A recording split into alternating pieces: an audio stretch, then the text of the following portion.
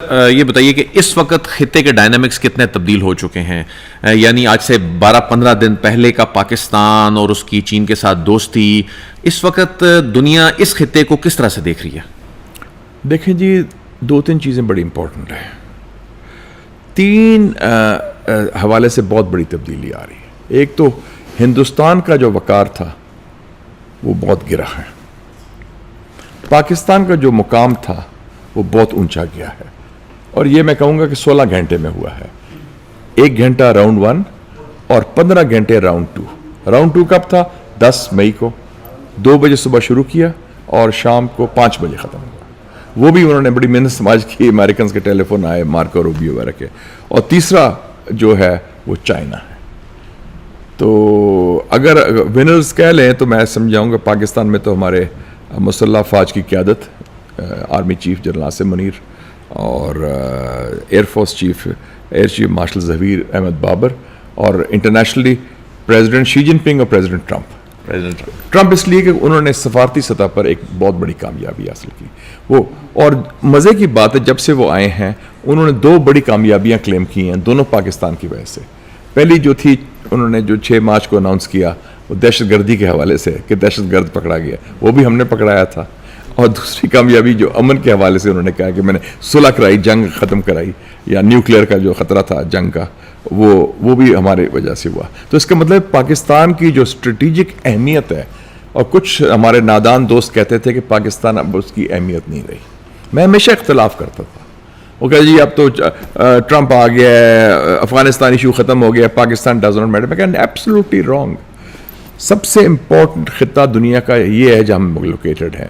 China, India, Russia, Iran, Afghanistan, Gulf, Arabian sea, central Asia, اور Pakistan is the centre stage, اور we are the only nuclear power in the world جو مسلمان ہے.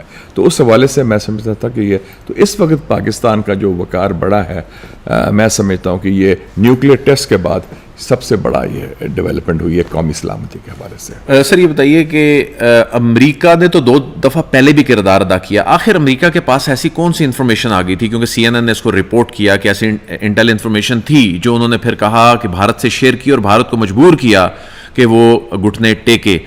کیا آپ سمجھتے ہیں کہ پاکستان کی قیادت جو ہے فیصلہ کر چکی تھی کہ اب جو ہے آخری حد تک جانا پڑے گا؟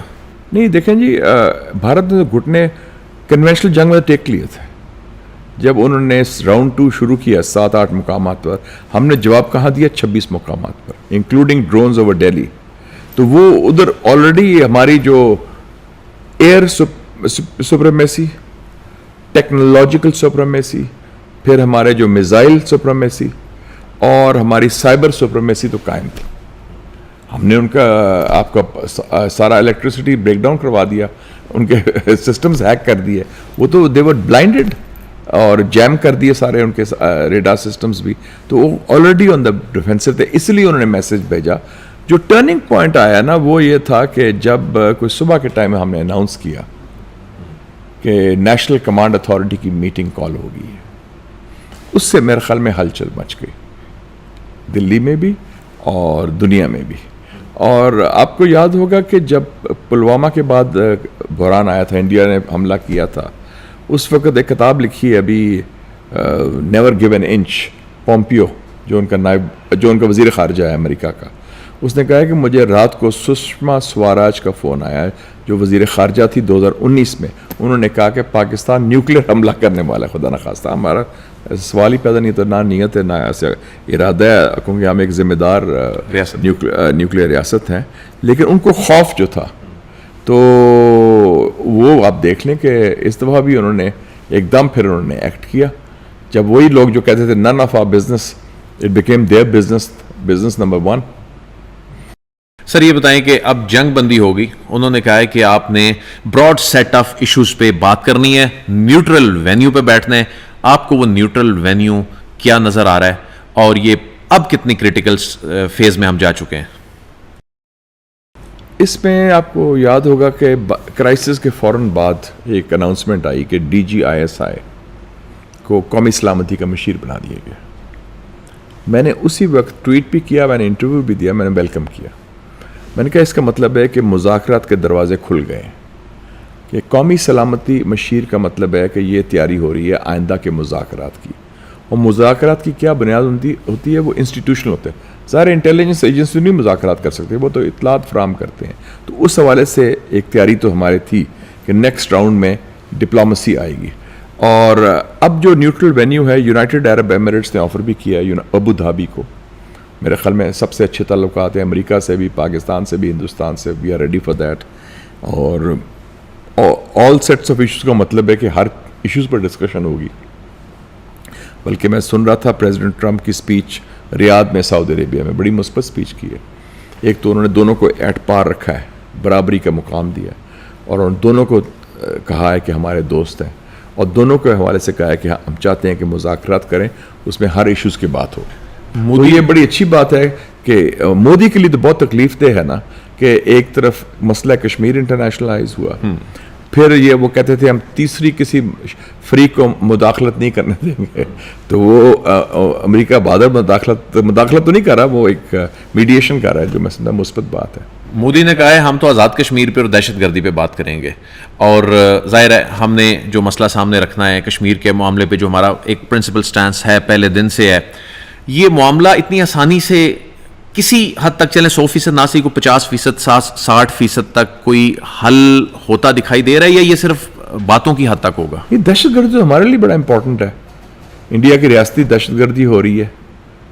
According to the Guardian, according to the Washington Post, 4 سالوں میں 20 مرتبہ ہندوستان نے ریاستی دہشت گردی پاکستان کے خلاف کی ہے. ہمارے لیے تو بڑا امپورٹنٹ ایشو ہے، ہم تیار ہیں اس کے لیے. اور باقی وہ ڈسکس کر لیں. جہاں کشمیر کا نام ہوتا ہے ہم تیار ہیں ڈسکس کرنے کے لیے. ڈسپیوٹڈ ٹیریٹری ہے، اور مقبوضہ کشمیر کا ایشو تو ہمارا نہیں، وہ یونائٹڈ نیشنز کا ہے، اور وہ ڈسکس ہوگا. اچھا، اب وہ اس کا حل سر آپ کو کیا نظر آ رہا ہے؟ آپ اس خطے کے ڈائنامکس کو سمجھتے ہیں، ایکسپرٹ ہیں. اب کیا کچھ چناب فارمولا جیسا کوئی صورتحال بنے گی؟ کس نہج پہ معاملات جو ہیں وہ جا سکتے ہیں؟ ابھی میرے خیال اسپیسیفکس ہم نہیں کہہ سکتے. ابھی تو ہے کہ ٹیمپریچر نیچے لایا جائے، گفتگو کا آغاز کیا جائے، اور گفتگو کا ایک فریم ورک تیار کیا جائے. کیا فریم ورک ہے؟ کہ جناب ایک تو military rules of the game ہو کہ no violation of the ceasefire, اور اس کے لیے 2 DGMOs ہیں، ڈائریکٹر جنرلز ملٹری آپریشنز، دونوں طرف کی ان کی ہاٹ لائن ہے. جو نیشنل سیکورٹی ایڈوائزر طے کریں گے جو ایجنڈا کیا ہے. ایجنڈا ہوتا ہے کہ جو آپ کے پوائنٹس ہیں، جو ہمارے پوائنٹس ہیں، ہم مل کے وہ پھر اس پر ڈسکشن شروع ہوگی. تو ابھی میرے خیال میں یہ قبل از وقت ہے فارمولاز کی بات کرنی یا اسپیسیفک بات کرنی، لیکن ایک آغاز ہو گیا ہے ایک پروسیس کا، جس سے جو بڑی جنگ کا خطرہ ختم ہو گیا ہے، اور انٹرنیشنل پاورز بڑھ گئی ہیں جس میں USA شامل ہیں، اور مذاکرات کی طرف ہم جا رہے ہیں.